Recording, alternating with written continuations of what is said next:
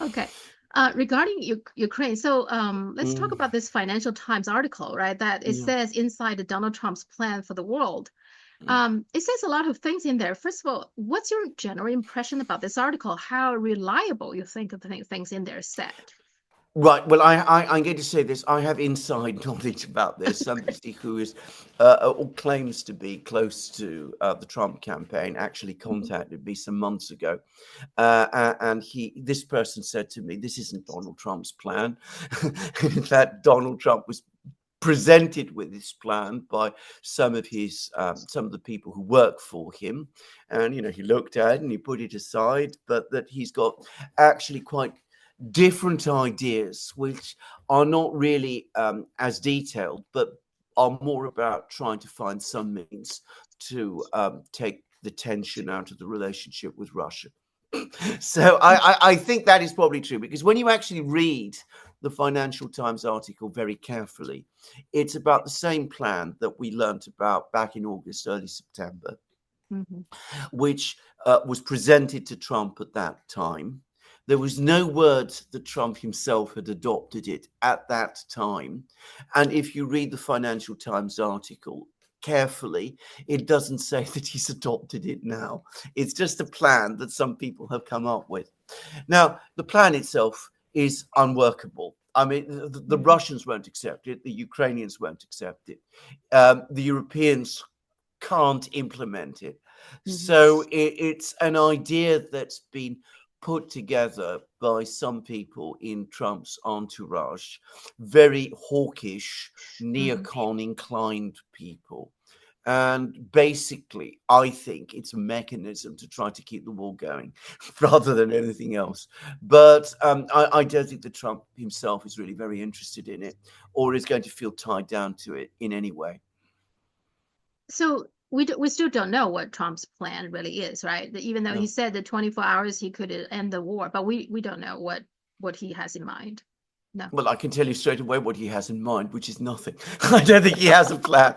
I think anybody who thinks that Donald Trump has a plan is deceiving themselves. I mean, Trump doesn't want the United States. I think this is genuine. He Hmm. doesn't want the United States drawn into a war in Ukraine. Hmm. He is also somebody who feels that the whole Ukraine thing was a terribly mismanaged affair, Hmm. which isn't profitable for the United States, at least not any longer. I mean, he is somebody who tends to look at everything in a very profit and loss sort of way. I mean, I don't think Yeah. but I don't think he's got any serious ideas or plans about how to end the Ukraine war. And when has he ever come up with any kind of plan of that kind? Now, how about the Middle East? That article Mm, also said that Trump believed he could pressure Netanyahu to come to the table to come to some kind of a consensus with the other parties. There's yeah, Hezbollah, and then of course the Lebanon, all sort of people in different factions, yeah. different parties in Middle East. Do you think he could do that? Do you even think he wants to do that? No, I don't. I'm not convinced. Actually, I mean, again, where Trump is concerned, I mean, he's clearly going to be very conflicted. I mean, his instinctive feelings are not only very strongly pro-Israeli, but he has a long-term, very close friendship with Netanyahu. Hmm. He's also recently spoken to Netanyahu. I can't really see him putting pressure on Netanyahu in the way that the article seems to suggest. Probably he thinks that because they're friends, Netanyahu will listen to him. What I think is true is that Trump doesn't want a war with Iran. And JD Vance, his vice president, has just said that. And that is going to create tensions within the Trump administration, if we ever have a second Trump administration. It's not happened yet. But if we ever do, there are going to be internal tensions on how to deal with the situation in the Middle East. There's going to be internal tensions about how to deal with the situation in Ukraine. It is a mistake to think that Trump has plans to solve either of these problems, or that he has the political clarity to do what must be done in order to bring them to an end. I feel about Trump too. I think he has some good ideas, and Yeah, he probably can estimate, assess the situation better than Harris yeah, and Biden. But I'm not sure he can do the right thing. And he no, himself, actually, recently he had this long interview with Joe Rogan, like 3 hours. He admitted that. He said his biggest mistake is he hired some really bad people into yeah, his administration. I yeah, think he referred to I mean what I think a horrible person like a John Bolton, right? yeah, Pompeo, that kind of people. But I don't know whether that's what he's referring to. But in any event, I'm not confident that he will this time, mm. do things differently. That's my No, concern. I don't think any of us is. The one thing I would say about that, and that, by the way, I thought was the most important thing that Trump said across that entire interview, Mhm. is that it is very unusual in any country in the West now for a politician to admit a mistake. Yeah, And he yeah. did admit a mistake, an important one. And that may suggest that he's going to be a little bit more, careful who he Mhm. chooses this time.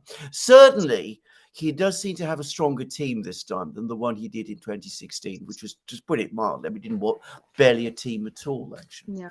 Mm, Well, speaking of election, there are already cases mm, has been reported like ballot boxes being burned yeah, down. Right. yeah, It's already chaos is already broke yeah, because they have yeah, this early voting thing. So their yeah, voting is going on right now. And so does seems confusions and in some cases maybe mm, even, I don't know, mm, sabotage is going on. So mm. are we going to have a smooth election? I mean, Well, I don't think so. And I mean, the rhetoric now is completely out of control. mhm, I mean, the Democrat. I mean, again, I mean, it's astonishing that people are talking this way after two assassination attempts on Trump. But again, we're hearing about how he's, a fascist. I mean, it's now been straightforwardly said that he's a fascist, that he's a yeah, threat to democracy, that mhm, he's a threat to America. I mean, when rhetoric reaches these kind of levels, then it becomes almost a matter of honor to rig mhm. the election, to try to stop Trump being elected, and if that doesn't work, even to kill him. I mean, it's I think people underestimate how dangerous this sort of rhetoric actually is. Yeah, yeah, I agree. I also feel like it's very hateful. And I I recently had a wedding to attend the last Mm, weekend. I mean, the mm, people there, I know they're very pro Harris and Biden people, so I keep my mouth shut, even though I'm yeah, not a Trump supporter. I'm not, no, but in some people's view, even you supported Jill Stein, the third party, they hate you for that because yeah, you are helping Trump yeah, when you do that. That's how they interpret that. So, I mean, mm, in my case, if I'm not voting third party, I'm not voting for Harris either. So it's not yeah, like I'm helping Trump. mm, mm. So I know. anyway, Yeah, yeah. I agree. Yeah. One more thing is Jeff Bezos recently got lots of heat Mm, because supposedly he blocked a editorial board to endorse from endorsing Harris. So I have two questions about that. First of all, why is this such a big deal? I mean, of course, a billionaire owns a news outlet. That's nothing new. He's not the only one. And if mm, you own it, of course, you have influence mm, over it. And I didn't see they totally, everybody was shocked by like the Twitter file or Facebook even admitted, Zuckerberg admitted that the U.S. government, the FBI mm, told them directly, what you can or cannot do. You have to mm, get rid of some of the accounts, and you mm, cannot publish this and that story. Nobody was reacting this way just because he apparently mm. interfered. So why is this such a big deal? Just because they don't like him not to endorse Harris? Is that what Well, it is? because it's seen again as helping Donald Trump. It comes Um, back to the point that you've just made. Anything that appears that it works to try to stop Donald Trump is not only permitted but encouraged. It's supported. Anything that might conceivably help Donald Trump is by definition wrong and illegitimate. I mean, that's the kind of mindset that now prevails today. So, if Zuckerberg does something which ultimately is supportive of the Democrats, of Harris or Biden, or that kind of thing, well, that's fine, because these are good, respectable, democratic people. They support our way and our thinking and all of that. If, on the other hand, Bezos comes along and he's worried that, the Washington Post is losing credibility, Uh-huh. which it is, by the way, and losing readers, which it also is, and it's Uh-huh. becoming a major drain on his resources, which it is also, and decides, well, I've got to do something to bring that to a stop, and that means not endorsing Harris and perhaps being prepared to have some more conservative people come on board. Shock, horror, that's betrayal. That's the end of the world. That just proves that Bezos is a fascist as well. There are today, by the way, the media here in London, which is effectively an outpost of the American media in this kind of thing. Even more so, it's able to say things that the American media still doesn't quite say. Anyway, it's now basically saying that all the plutocrats and oligarchs are now lining up behind Trump. And that's a further proof of what a dangerous fascist Trump ultimately is. Yeah. I also feel like this whole thing about endorsement. I actually think now, personally, I don't Mm, like Jeff Bezos at all. I mean, no. there's all kinds of awful things he's done. I can't, Mm, stomach. But on this matter, I think not to endorse anybody. I actually mm, think it's the correct thing to do because newspaper, I always have a problem. Newspaper editorial board, they would endorse this and that candidate. What they mm. essentially telling us is we, the readers, should listen to them and vote the way they want us to vote. Isn't the newspaper's purpose is to tell us what happened and let us to decide who we want to vote for, I right? completely agree with you. I find the whole idea of endorsing candidates by Yeah, newspapers an absurd one. It yeah, didn't used to exist when I was first started reading newspapers. I remember I lived through elections in Britain going all the way back to the one in 1970. So I mean, in those days, newspapers did not endorse candidates. Now yeah, they do that as a matter of routine. yeah. I'm talking about Britain. I mean, in the Mhm, United States, it might have been different.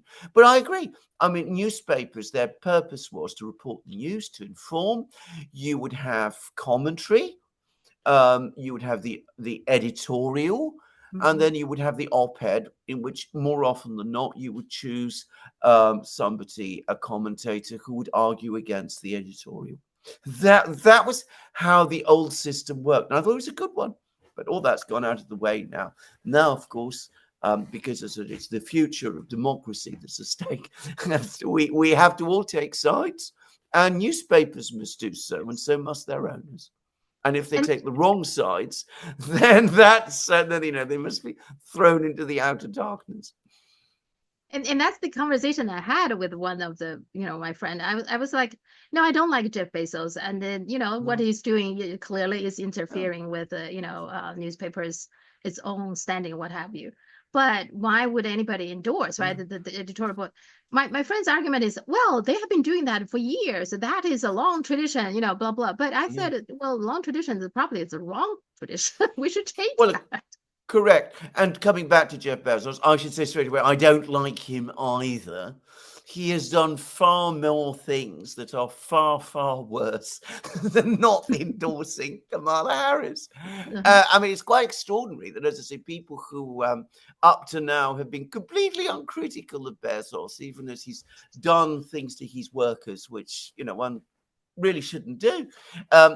Suddenly they discover that he's a terrible man and an oligarch and all of that kind of thing, simply because he won't allow the Washington Post to pass an editorial saying that Kamala Harris is the person we should all vote for. I mean, it Mhm. tells you an awful lot about the warped nature of political debate in the West today. Yeah. And speaking of, you're mentioning the British newspaper saying all these oligarchies are lining up behind the Trump. I recently made an episode to my Chinese audience Mm, to map out who is behind which mm, candidate.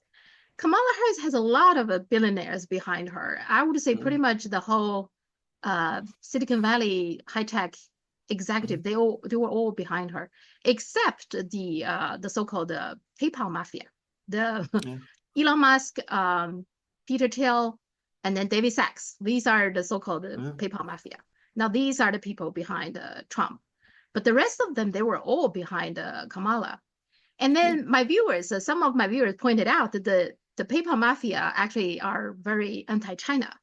And the Yeah. reason they're anti-China is because they were trying to get into the Chinese market. They couldn't. So that's just something I want to share with you. I find Well, interesting. that is very interesting, and that explains a great deal, actually. Yeah, yeah. Because I told you I was complaining that David Sachs, has been I feel he has been anti-China. Now Elon Musk himself probably is not because he has No. still business in China. Yeah. But Peter Thiel I think is also very anti-China. David Sachs Interesting. is. Yeah, yeah, Interesting. Okay. yeah. Well, that explains a great deal, of course. And Peter Thiel has this connection with JD Vance, which was Uh-huh. also very interesting. Yeah. Well, that although that is very, I didn't know that. Yeah. Mm, I mean, I learned that from my audience that they were, yeah. and then I looked it Yeah. up. It's true that they were Yeah. trying pretty hard to get into China, but couldn't. Mm, Now, China in general, anything related to financial services, PayPal is regarded a kind of a financial services. They're very, very careful and they have yeah. stricter regulation. The, Although I the, think, yeah, although I the, think that they are loosening up a little bit now, I think. So, they're absolutely right to be very, very careful, if I may say. A friend of mine who was a banker said that, banks and financial institutions from outside can act as black holes inside your economy. I mean, without even you things notice, many times you don't without even notice. exactly, Yeah, exactly, yeah, exactly. yeah. I mean, this person was Russian, and Hmm. the difficulty the Russians have had bringing their financial system under control, um, since which they've only really started to do after 2014, have been enormous. And there's a lot of comments and criticisms that you sometimes find made even in Russia by all sorts of sovereignist people of Nabulina, the Hmm. chair of the central bank. But one of the things they all overlook is that she has done incredible work, very, very hard work, bringing, as I said, the financial system in Russia under control. And that included closing down something like 2/3 of the country's banks. Hmm. Yeah, yeah.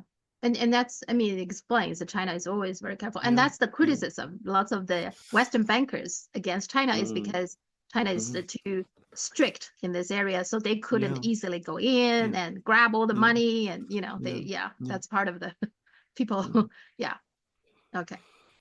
Um, all right. I think that's all I have. Thank you so much. I learned a lot. So it's always interesting talking to you. Yeah. And a pleasure to speak to you again. And if and we'll be speaking hopefully from China next week, or Yeah. you'll be in China Next week. next week. Yeah. I'll speak. So I'm Yeah. looking forward to that too. Me too.